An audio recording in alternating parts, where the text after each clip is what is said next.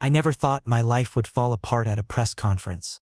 Standing there with my 4-year-old son Max clutching my hand, media lights burning into my eyes and microphones pointed at my face from every direction, I had only one plan: expose my fraud boss who'd been misusing company funds for months. But Max changed everything. His small hand slipped from mine and he started running, his little feet carrying him away from me before I could react. "Max, stop," I shouted, but he didn't listen. The media turned their cameras, confusion spreading through the crowd like wildfire, and then Max saw him standing on stage with a microphone in hand, wearing a perfectly tailored black suit. Andres Haze, CEO, billionaire, and the secret from my past that I'd planned to take to my grave. Max stopped running. His small eyes filled with tears and he pressed his hands against his mouth like he'd just found a treasure he thought was lost forever. Then he said the word that shook me to my core. "Appa." My heart stopped beating. Andres's face froze completely. Media cameras flashed like lightning in a storm. Max ran toward him and I chased after my son, but my hands were shaking and my legs felt weak. "Max?" No, but he'd already reached Andres, his tiny hands reaching upward. Andres looked down. First came confusion, then shock, and then something else. Something only I could recognize because I'd seen that look before. Recognition. He didn't pick Max up. He looked directly at me instead. And in that moment, my world cracked open. "Is this your son?" a reporter yelled. "Mr. Haze, do you know this child?" Another one thrust a microphone toward my face. I pushed forward, scooped Max into my arms and tried to escape from the stage, shoving people aside. But Andres grabbed my wrist. Firm, possessive, exactly the way he used to, back when I was his and the world existed only for the two of us. "Michael," he said, his voice low and dangerous, as if everyone else had disappeared. "We need to talk." I yanked my hand away hard and stepped back. "Stay away from us." He wouldn't let me go. His fingers tightened around my wrist. The media was already building their story and the flashes were blinding me. And Max? He just kept staring at Andres, a smile spreading across his small face, like he'd finally found his father, exactly what I'd been trying to prevent from happening. The security guards finally intervened, creating a barrier between us and the crowd. I could hear the reporters shouting questions, their voices overlapping into an incomprehensible noise. "Mr. Haze, is this child yours? Michael Carter, what's your relationship with the CEO? How long have you been hiding this?" Each question felt like a knife cutting deeper into my chest. Max was crying now, confused by the chaos and the lights and the strangers pushing closer. I held him tighter against my shoulder, trying to shield his face from the cameras. Andres stood motionless on stage, his expression unreadable to everyone except me. I knew that look, the way his jaw tightened when he was processing information, the slight narrowing of his eyes when he was making a decision. He was calculating his next move, just like he always did in business. But this wasn't business. This was our son. This was our past exploding into the present without warning or preparation. "Security, clear the area." Andres finally spoke into the microphone, his CEO voice commanding immediate attention. "This conference is over." His assistant rushed to his side, whispering urgently, but Andres brushed him off with a wave of his hand. His eyes never left mine, even as I backed away toward the exit, even as security tried to guide him off stage. There was something in his gaze that terrified me. Determination mixed with something that looked almost like longing. I didn't wait to find out what he wanted. I ran. The elevator doors closed just as I heard footsteps approaching, and I pressed myself against the wall, Max still in my arms. He'd stopped crying but his little body was trembling. "Papa? Who was that man?" he asked, his voice small and uncertain. Why did he look at me like that? How could I explain to a 4-year-old that the man on stage was his father? That the same man had walked away from us before Max was even born? That I'd signed a contract promising to keep Max's existence a secret forever? "Just someone from work, baby," I lied, my voice barely steady. "Don't worry about it." But Max wasn't convinced. He twisted in my arms to look at my face, his young eyes far too perceptive. He looked sad, Papa. Really sad. Like when I lost my toy bear and cried. Out of the mouths of children came truths I wasn't ready to face. Yes, Andres had looked sad. Devastated even. But that couldn't matter now. Not after 5 years of silence. Not after he'd made his choice perfectly clear. The lobby was chaos when we reached the ground floor. More reporters had gathered, somehow knowing we'd come down. Mr. Carter, please comment on your relationship with Andres Haze. I pushed through them, one arm holding Max and the other blocking cameras. A security guard, whether sent by the building or by Andres, I couldn't tell, helped clear a path to the street. I practically threw myself into the first taxi I saw. Drive, I told the driver urgently. Anywhere. Just go. He gave me a strange look in the rearview mirror but complied. Pulling into traffic. Through the back window I could see reporters still gathered on the sidewalk. Cameras pointed at our departing taxi. One of them was already on their phone, probably calling their editor with the story of the year. Cold CEO's secret child revealed. I could already see the headlines forming. Max had fallen quiet, his head resting against my chest, his small hand gripping my shirt. I stroked his hair and tried to slow my racing heart. Everything I'd worked for, the anonymity, the quiet life, the protection I'd built around us, shattered in less than 5 minutes. Because Max had recognized his father from a photograph I thought I'd hidden well enough. Because a 4-year-old's love was pure and honest and couldn't understand why some secrets needed to stay buried. My phone started ringing. Unknown number. I rejected the call. It rang again immediately. Another unknown number. I turned it off completely, but the damage was already done. Andres knew where to find me now. Not that he hadn't known before, apparently. The press knew who I was. Max had called him Appa in front of hundreds of witnesses and dozens of cameras. There was no going back to the life we'd had this morning. Everything had changed. And as the taxi merged onto the highway, taking us toward our small apartment across town, I realized that the man I'd spent 5 years running from was about to become impossible to escape. 5 years earlier, I was just a broke graphic designer struggling to finish my degree and survive on freelance projects. Andres Haze was a client through my agency. Powerful, distant, cold. We never met directly, only emails and video calls where he always kept his camera off. Just a voice giving instructions and feedback. Then one day I received a summons to his private office, because he wanted to discuss a major project personally. My hands were sweating when I walked into his office. He sat at his desk, focused on his laptop screen, his black suit perfectly pressed, his jaw sharp enough to cut glass and eyes so intense I couldn't stand straight under their gaze. When he looked up, my breath caught in my throat. "You're Michael?" he asked, sounding slightly surprised. I could only nod. "Sit." We talked for hours. Designs, deadlines, ideas, company vision, market strategies. But his eyes watched me differently.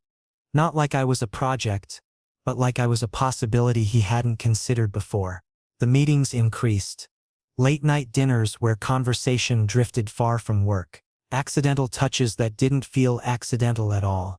And then one night, when I stayed late at the office finishing his presentation, he came back. "You're still here," he said while removing his coat and loosening his tie. "I didn't think you'd wait for me." I stood up quickly. "I wasn't waiting for you. I was finishing the work." He smiled. The first genuine smile I'd ever seen from him. And that smile destroyed every defense I'd carefully built. We got close that night. Very close. So close that when I woke up the next morning, Andres was already gone, and a note sat on my bedside table in crisp handwriting. "This can't happen again." But it did happen again. We kept meeting, secret encounters in conference rooms, hidden touches in elevators, stolen moments in his car after everyone else had left the office. For 3 months we existed in a bubble where the outside world didn't matter. He never said he loved me. I never asked him to. We both understood this was temporary, that someone like Andres Haze didn't end up with someone like me permanently. But understanding something and accepting it are different things, and my heart refused to cooperate with logic. When I told him I was pregnant 2 months after our arrangement began, he went completely silent, like I'd just announced the end of the world. "Michael," he finally said, his face becoming emotionless as if he were in a board meeting. "I can't do this. I'm not ready for this responsibility. My company is at a critical stage. A scandal like this would destroy everything I've built. Each word felt like a physical blow. I'd known he might react badly, but hearing him prioritize his company over our child, over me, made something inside me break. He offered me a contract, money that could change my life, security, full coverage of medical expenses, a trust fund for the child's education and future. But one condition made everything clear: the baby would never know who his father was. Andres would never come back. This was purely transactional, like one of his business deals. Sign the papers, take the money, disappear from his life forever. I should have fought. I should have argued. I should have told him he was making a mistake he'd regret. But I was 23, broke, scared, and facing single parenthood with no support system. The money he offered was more than I'd earned in 10 years of freelance work, so I signed, my hand shaking as I wrote my name, tears blurring my vision. "I'll have my lawyer contact you with the bank details," Andres said, already turning back to his laptop as if I'd ceased to exist. "Please use the side exit when you leave. My assistant will ensure nobody sees you." That was the last conversation we had.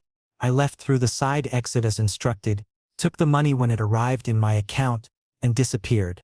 New city, new identity, new life with just me and my son. I named him Max because it meant greatest, and he was the greatest thing that ever happened to me, even if his existence came from heartbreak. I deleted Andres's number, blocked his email, avoided any news about his company, built walls around my heart so high that I thought nothing could break them down.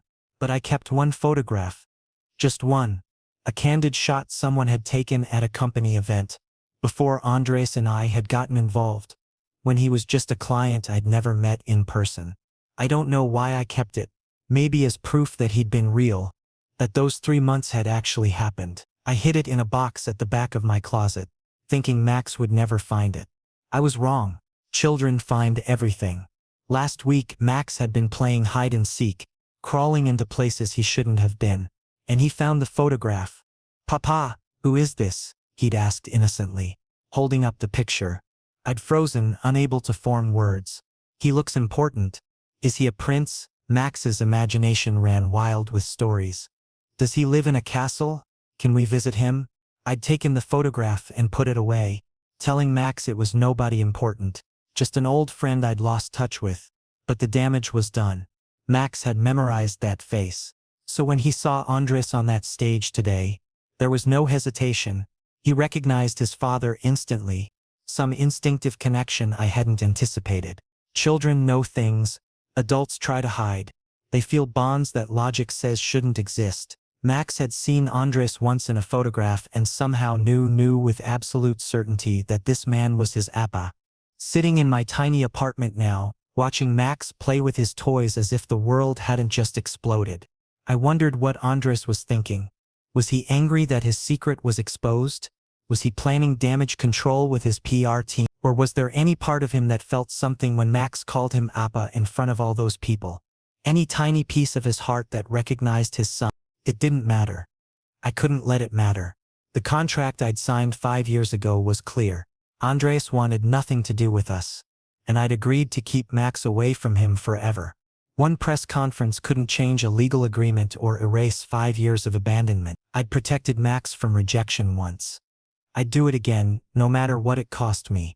Even if seeing Andres again had awakened feelings I'd thought were long dead. Andres didn't leave me alone after the press conference. I hid in my small apartment, trying to explain to Max that the man on stage wasn't his father, that he was just a stranger who happened to be there. But Max refused to believe me. He kept asking questions, his young mind unable to understand why I was lying. "He saw me, Papa. He knew who I was. Why can't we see him again?" How could I tell a 4-year-old that yes, that man knew exactly who he was, but had chosen to walk away before Max was even born? The next day, when I took Max to daycare, a black SUV was parked outside our apartment building, just like in movies. The driver rolled down his window and said emotionlessly, "Mr. Haze wants to see you."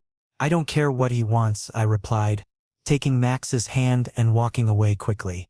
But when I returned home that afternoon from work, Andres was inside my apartment, sitting on my couch like he owned the place. A file on my coffee table, calmly drinking coffee from my kitchen. You broke into my home? I demanded angrily, throwing my bag down. I own this building, he stated, his voice flat and businesslike. Technically, this is my property.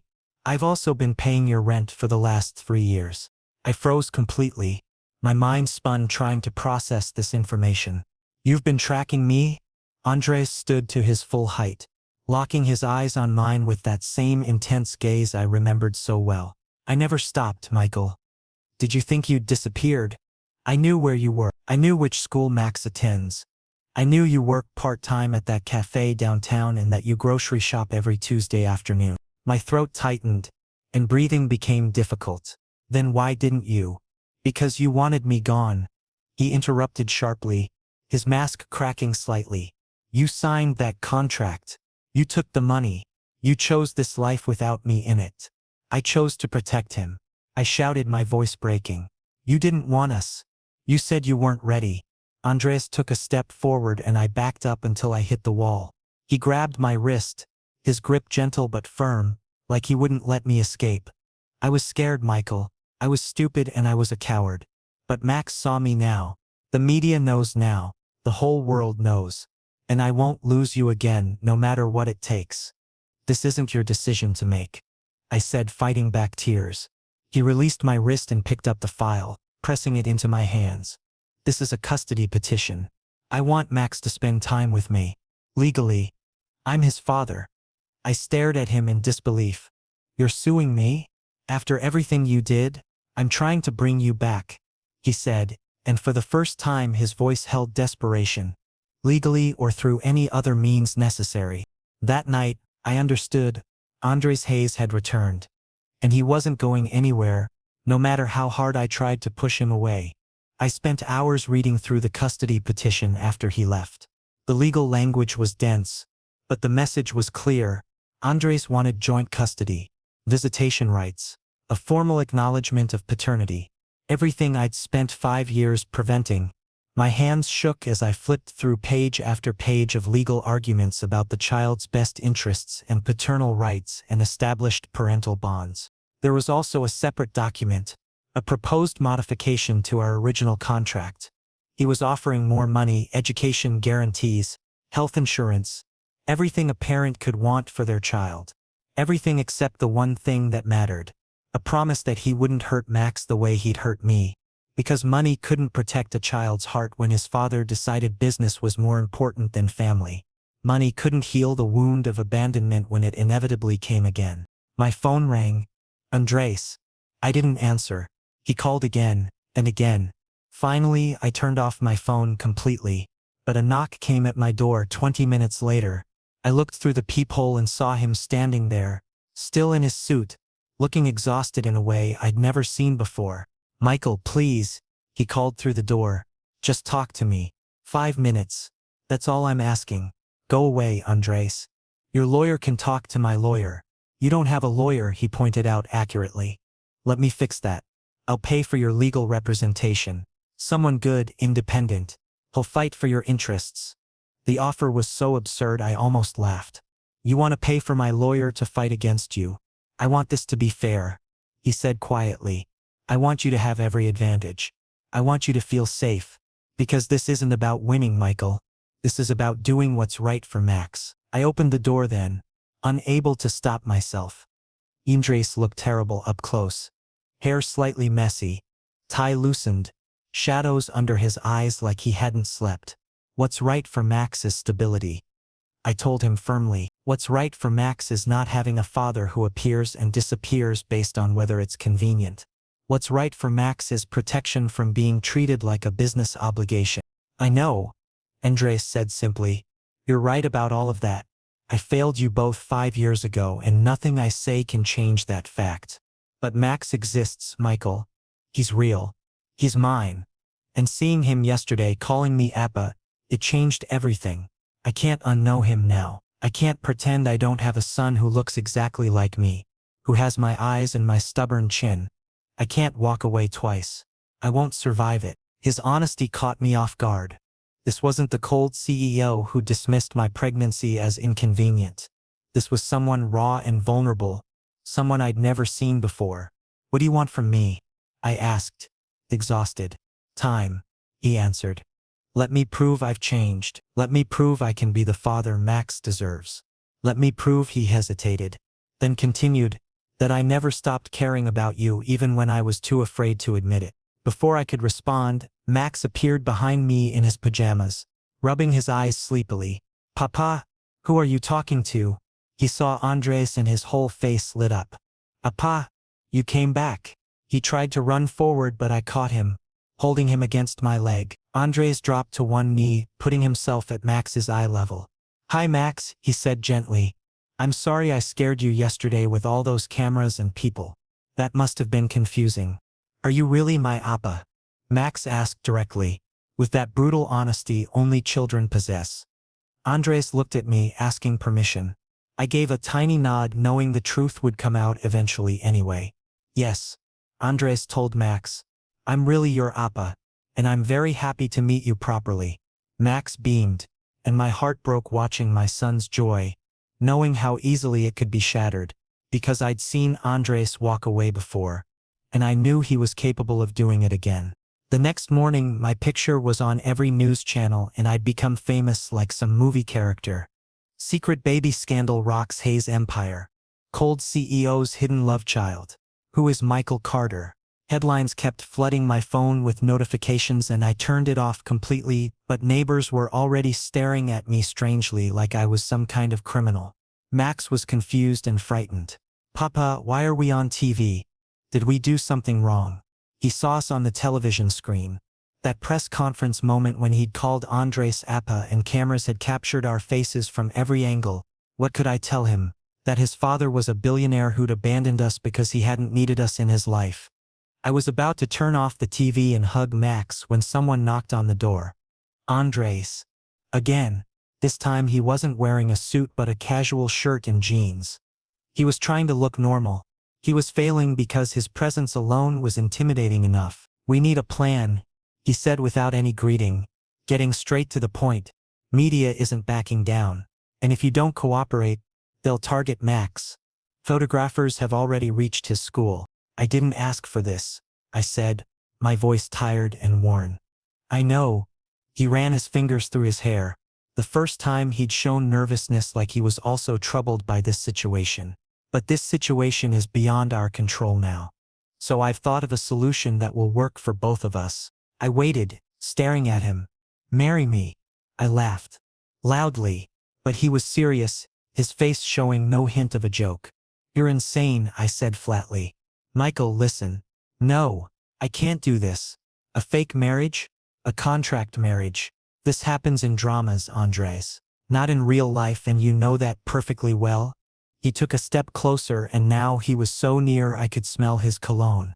"If you don't do this, the media will ruin Max's reputation. They'll ruin your reputation. Photographers won't stop following you. And I won't be able to protect you if you're not officially with me. Legally, I have no rights over you or Max right now." I fell silent because he was speaking the truth. The media had already become invasive.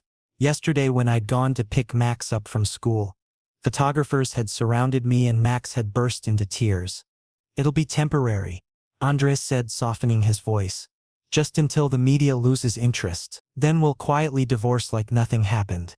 But for now, we need to appear united. Like a family." I looked at Max, who was playing with his toys in the corner, completely unaware of how much his world was changing. His safety was the most important thing to me. "Fine," I finally said, ignoring my heart. "But this is just for show. Don't think this means anything to me." Andres nodded. But when he turned to leave, he stopped and looked at me. "I never stopped caring, Michael. This might be a show for you. But not for me. For me, this is the second chance I don't deserve." And he left, leaving me standing there, my heartbeat racing and doubts flooding in like water bursting from a dam. The rest of the day passed in a blur of anxious preparation. Andres sent his lawyer over with prenuptial agreements, ironically protecting my interests more than his own. "Mr. Haze insists you review these with independent counsel," the lawyer explained professionally. "He's arranged for attorney Jennifer Morrison to represent you, fully paid, no strings attached." I met with Jennifer that afternoon while Max was at a friend's house. She was sharp, professional, and surprisingly sympathetic. "This is unusual," she admitted, flipping through the documents. "Typically I see prenups designed to protect the wealthy party. This one does the opposite. You'd receive a substantial monthly allowance, full access to household accounts, and in the event of divorce, a settlement that would secure your future for life."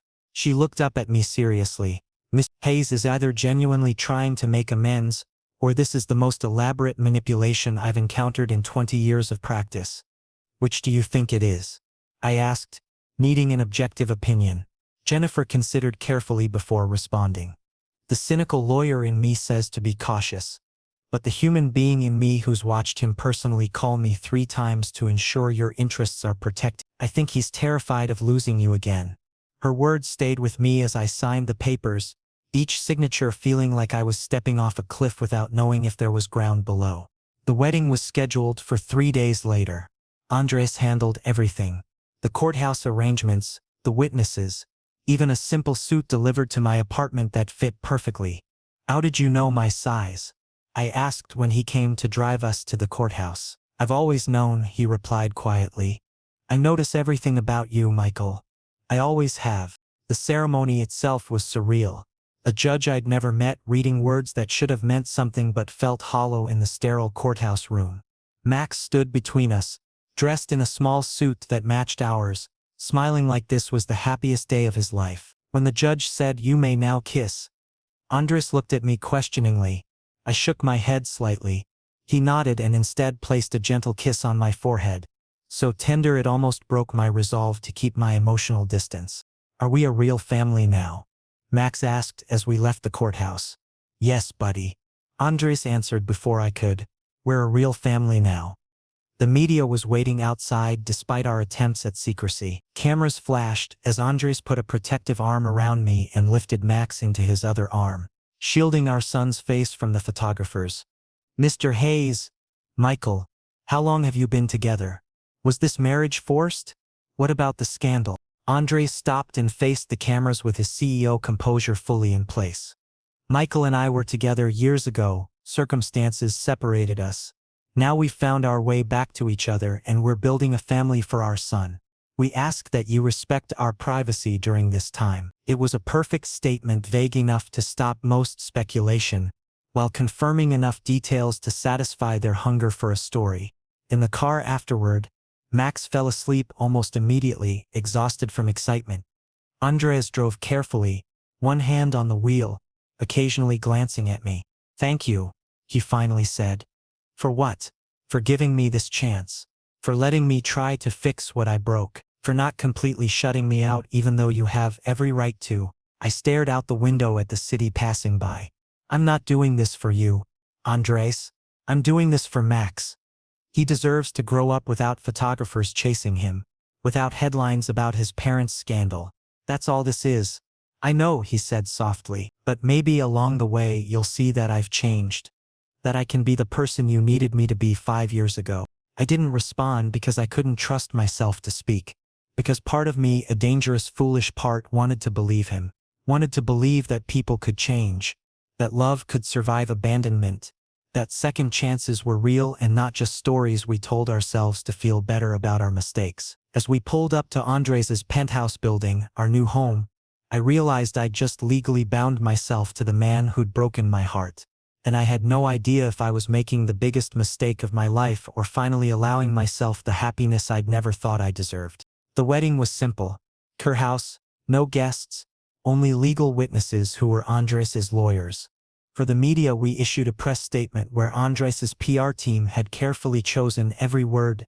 "Andres Hayes and Michael Carter are happily married and request privacy during this time." But inside we were strangers sharing the same space. Andres moved us into his penthouse, top floor, glass walls that stretched to the ceiling, city lights below like scattered stars. Max loved everything and was thrilled. Me? I felt suffocated, like I couldn't get enough oxygen. The first night, Andres opened his bedroom door and called me inside. "Your room is there." He pointed to the guest room directly across from the master bedroom. "But if Max wakes up at night and gets confused, he'll believe we're really married if you're nearby. He'll have questions otherwise." I gave him a skeptical look. You want me to sleep in your room? I'll take the couch, he said quickly, raising his hands. It's just for appearances, for Max's sake. But that couch was never used. Because that night Max woke from a nightmare and cried loudly. Appa! Appa! He screamed and his voice echoed through the house. I rushed to comfort him, but Andres got there first like he'd been waiting for it. He lifted Max into his arms, whispering soft words. Words I'd never heard him say before, so gentle and caring. Shh, Max. I'm here, Papa's here too. You're safe. Nobody will hurt you. Max rested his small head against Andres's chest and slowed his breathing. Andres started rocking him gently and he fell back asleep. Then Andres looked at me. Vulnerable. Real. Not wearing the mask he showed everyone else. I don't want to lose him, he whispered. I don't want to lose you. Please give me one chance. After that night, things began to shift gradually. Andres started making breakfast, pancakes the way Max liked them. He began dropping Max off at school and drove himself. He remembered my coffee order extra cream. No sugar, exactly how I preferred it. He noticed when I came home exhausted from work. He gave me space when I was distant and wanted to be alone. He never applied pressure. And slowly, I began feeling comfortable with him. Very comfortable. We ate dinners together, listened to Max's stories, sat on the couch watching TV after Max went to sleep. But I kept reminding myself, this is temporary, don't fall again, this is only for Max. The domesticity crept up on me in unexpected ways, like when Andres started leaving post-it notes on the coffee maker with messages like, have a good day, or Max has a field trip tomorrow, permission slip signed, or when I came home to find him sitting on the floor building an elaborate tower with Max, both of them concentrating intensely, and they looked up at me with identical expressions of pride. Or when he quietly did my laundry along with his and Max's, folding everything carefully without making it seem like a big gesture. One evening, about 2 weeks into our arrangement, I found Andres in his home office staring at his computer screen with unusual intensity. Everything okay? I asked from the doorway. He looked up, startled. I'm trying to figure out how to be a good father, he admitted. I'm reading articles, watching videos, joining online forums. Did you know there are 12 different theories about the best bedtime routine? I've been doing it wrong. Despite myself, I smiled.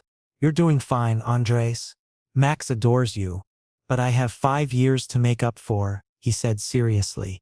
5 years of birthdays, and first words and learning to walk. I can't get those back, so I need to make sure I don't waste any more time being inadequate. The vulnerability in his voice caught me off guard. This wasn't the cold CEO who dismissed my pregnancy. This was someone genuinely trying, genuinely caring. Max doesn't need perfection, I said quietly. He just needs you to show up, which you're doing. Andres stood and walked over to me, stopping just close enough that I could feel his warmth. What about you, Michael? What do you need? The question hung in the air between us, loaded with meaning. I should have deflected, should have maintained my boundaries. Instead, I found myself answering honestly, I need to know this isn't temporary for you. That when the media moves on and the convenience of this arrangement ends, you won't disappear again. I won't, he said firmly. I promise you, Michael. I'm here for as long as you'll let me stay. But then one night, when Max was sleeping and we were both sit in the living room drinking coffee while rain fell outside, Andres said something that changed everything. I'm sorry, Michael. What I did 5 years ago was the biggest mistake of my life. And if you give me a chance, I'll try to make everything right. I want to be Max's father. I want to be your whatever you'll allow me to be. My hands started trembling and the coffee cup shook. Andres, I still love you, he said, his eyes locked intensely on mine. I never forgot, and I know you haven't forgiven me. But I'll wait, however long it takes. And in that moment, my fake marriage transformed into real feelings. And I knew I was in serious trouble, because loving Andres Haze had destroyed me once before. And here I was, letting him back into my heart despite every logical reason not to. The rain continued falling outside, creating a cocoon of intimacy around us. Andres set down his coffee cup and moved closer on the couch. Can I ask you something? He said softly. When you found out you were pregnant, what did you feel? Before I ruined everything with my reaction, I considered lying. maintaining my walls. But something about the moment made me honest. Terror, I admitted, but also hope. For about 10 minutes before I told you, I let myself imagine a future where we were a family, where you'd be excited instead of horrified, where love would be enough. It should have been, Andres said, his voice rough with emotion. You deserved better than what I gave you. Max deserved better. And I can't change the past. But Michael, I'm begging you to let me build a different future. Not a fake one for the cameras, a real one, with all the mess and complications and beauty that comes with it. I wanted to say yes, wanted to let go of my hurt and anger and fear, but the words stuck in my throat, trapped behind years of self-protection. Instead, I did something I hadn't planned. I reached out and took his hand, letting our fingers intertwine. It wasn't forgiveness. It wasn't a declaration, but it was a beginning. Fragile and tentative and terrifying. And from the way Andres's breath caught, he understood exactly what it meant. Everything felt perfect, like we were becoming a real family, until it wasn't. One day, when Andres went to the office and I was home with Max organizing his toys, I received a package at the door. There was no sender name and no return address either. Inside was an envelope, papers, legal papers, and a typed note read, "Ask Andres why he really came back. He's using you, someone who cares about you." Reading the papers made my blood run cold and my hands began sweating. This was a corporate document, a merger agreement between Andres's company and a large international corporation. But there was a clause highlighted in red ink: CEO must demonstrate stable family image and personal responsibility for board approval. Failure to meet requirement will result in termination of merger. The papers fell from my hands. All of this was fake. He'd married me because he needed to, for business. To impress the board. We were just a tool. When Andres came home that night, I'd already packed my bag and was getting Max ready too. Max was confused and crying. "Papa, where are we going? Where's Appa?" "Just for a little trip, baby," I said, keeping my voice stable even though I was breaking inside. Andres entered and saw the scene: bags, my determined face, Max's confused tears. "Michael, what's going on?" "Max, what happened?" I threw the papers at his face and they fell to the floor. This is what's happening. This was your plan all along." He picked up the papers and looked at them. His face went pale like he'd seen a ghost. "Michael, don't," I said, raising my hand. "Don't lie to me again. You needed a family for the board. You needed a stable image for the merger. That's why you married me. That's why you suddenly claimed Max. All of this was business. We were just a transaction." "No," he said firmly and went toward Max. "Yes, there's a merger. Yes, the board wanted a stable image. But I didn't marry you because of that." "Then why?" I shouted, and Max cried even harder. "Tell me the truth, Andres." He picked up Max and calmed him first, then looked at me. "I married you because I've been missing you for 5 years. Every single day. Because Max is my son and I want to be his father properly." Because his voice cracked and for the first time I saw Andres Haze become emotional. "Because I love you, Michael. This wasn't just business. Business was an excuse to get you back." "I don't believe you," I said, tears streaming down my face. "You're just saying this because I found out." He set Max on the couch and cupped my face with both hands. "Then let me prove it. I'll cancel the merger. Right now. This moment. I'll tell the board that my priority is you and Max. Not the company. Not money. Andres, that's your entire career. You are my life," he said loudly, and Max stopped crying from shock. "I lost you once because of my stupidity. I can't lose you again. Do you want me to call, right now?" And that night he actually did it. He called his lawyer in front of me, canceled the merger. The board was furious. Investors were shocked. But Andres just held my hand and said, "I choose you. I choose us." The consequences came swiftly. By midnight his phone was ringing constantly. Board members, investors, business partners demanding explanations. Andres silenced them all. "My decision is final," he told each caller with absolute certainty. "Family comes first. Everything else is negotiable." I watched in stunned disbelief as he systematically dismantled a deal worth billions, never wavering, never showing regret.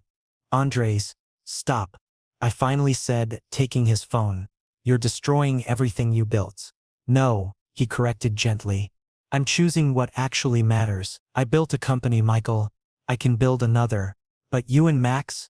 You're irreplaceable. I won't make the same mistake twice. Max had fallen asleep on the couch during the chaos, exhausted from crying. Andres carried him to bed with such tenderness that my remaining defenses crumbled. You really mean it, I whispered. Not quite a question. I really mean it, he confirmed. 5 years ago I chose wrong. Tonight I'm choosing right. Whatever consequences come, I'll handle them. But I won't lose my family again. The next morning, Andres held a press conference outside his company headquarters. I watched from home with Max, both of us glued to the television screen. He looked tired but resolute as he faced the media. I'm stepping back from the merger that many of you have been following, he announced clearly. My family comes first. Max and Michael are the most important people in my life. Business can be rebuilt. Deals can be renegotiated. But if I make the same mistake I made 5 years ago, I'll lose what truly matters. And that's not acceptable to me. The media exploded with questions. The board was furious. Stock prices dropped noticeably. But Max smiled widely and said, Appa chose us, Papa. And I finally believed this was real. We were real. This wasn't a fake marriage anymore. This was our life now. Later that day, Andres came home looking exhausted but peaceful. I've been fired, he announced calmly. The board held an emergency meeting. I'm no longer CEO. My heart sank. Andres, I never wanted an all. He interrupted with a slight smile. And I don't regret it. I have enough money saved that will be comfortable for several lifetimes. More importantly, I have you both. That's worth infinitely more than a corporate title. Max ran to hug him and Andres lifted our son easily, spinning him around. Appa, does this mean you can come to my school play next week? You always said you were too busy. I'll be there front row, Andres promised. And every school play, every parent-teacher conference, every soccer game. I'm not missing anything anymore. Watching them together, I realized something fundamental had shifted. This wasn't about the merger or the media or maintaining appearances. This was about a man who'd finally understood what mattered and was willing to sacrifice everything else for it. I forgive you, I said quietly. Both of them looked at me. Max confused. Andres frozen with hope. I forgive you for 5 years ago. For walking away. For making me feel like we weren't enough. Because you just proved that we are. That we always were. You were just too scared to see it. Andres set Max down and crossed to me in 3 long strides, pulling me into an embrace that felt like coming home after years of being lost. Thank you, he breathed against my hair. I'll spend the rest of my life proving you made the right choice. And standing there in our living room with our son playing nearby and our future finally beginning, I believed him.